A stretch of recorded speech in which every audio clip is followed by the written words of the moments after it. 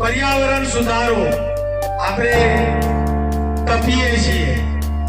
ગરમી લાગે છે ને આપણે ગાળો બહુ જ ઉપયોગી છે અત્યારે જે બીજ આપણે એમના મગજમાં વાવીશું કારણ કે કોરી સ્લેટ હશે આ બધા બાળકો અને જે બીજ આપણે એમનામાં વાવીશું એ જ બાળકો આગળ એમનું વટવૃક્ષ બનશે વડીલોનો પણ મારા જે વાલીઓ છે એમને પણ એક વિનંતી છે કે તમારા બાળકને ક્યારે પણ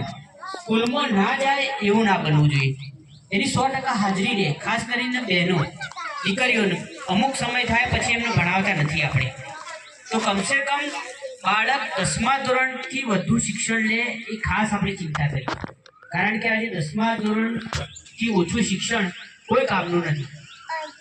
એને કોઈ સારી જગ્યાએ નોકરી કે આગળ ભણવું હશે તો પણ મિનિમમ 10મા સુધી તો એને ભણવું જ પડશે પછી પોતાની આવડત આધારિત પોતાની કળા કૌશલ્ય આધારિત આઈટીઆઈના કોર્સ પણ લઈ શકે છે અને 11-12ના અભ્યાસક્રમમાં પણ આગળ જઈ શકે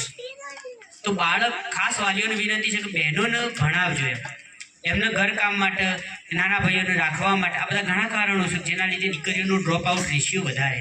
તો એવું ના થાય બીજું વાલીઓએ ખાસ એક જ કામ કરવાનું એક તો આપણા બાળકોને શિક્ષકો ગુરુજનો તો ઘણો પ્રયત્ન કરતા હોય છે પણ થોડું આપણે એક ધ્યાન રાખવાનું આપણે ઘણા બધા વાલી જોયા છે કે જે વ્યસન કરતા હોય છે અને વ્યસન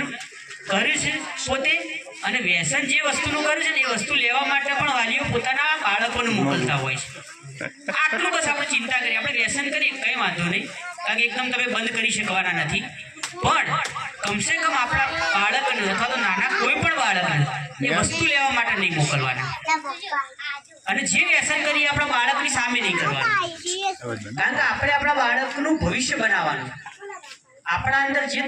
જે ખામી એ આપણે આપણા બાળકને નથી આપવાની ટેવ એટલે ખાસ આપણે ધ્યાન રાખીએ અને બીજું બાળક જ્યારે સ્કૂલમાંથી આવે આપણે મજૂરી કરવાવાળો વર્ગ છે એ ખેતીવાડીવાળો વર્ગ છે મને ખબર છે તો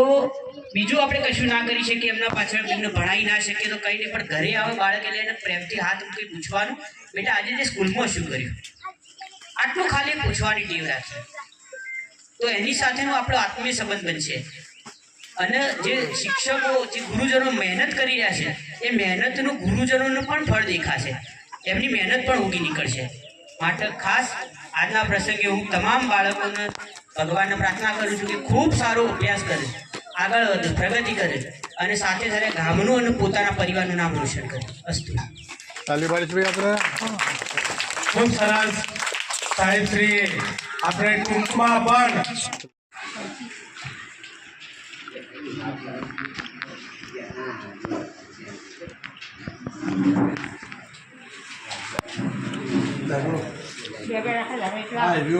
આવ્યું સાબેન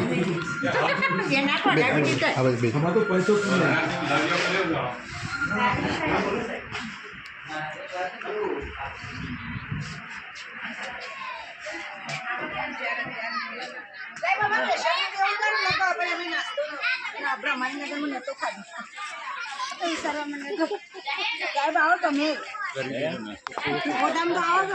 હોટલમાં